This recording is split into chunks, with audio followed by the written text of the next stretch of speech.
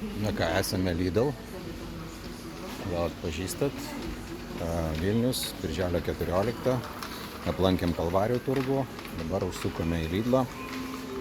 Tai pas mus yra bulvių kainų reidas, šviežių bulvių kainų reidas. Tai Lidle va tokios va bulvytės, biški gal su žaluma šiek tiek, biški va yra povieko, jau čia nelabai galėsite kaip turgai pasirankioti. Ir kaina čia yra euras 50 nubraukta, padaryta akcija euras 11. Yra ir seno derliaus bulvių, irgi lietuviškos, 69 euro centai.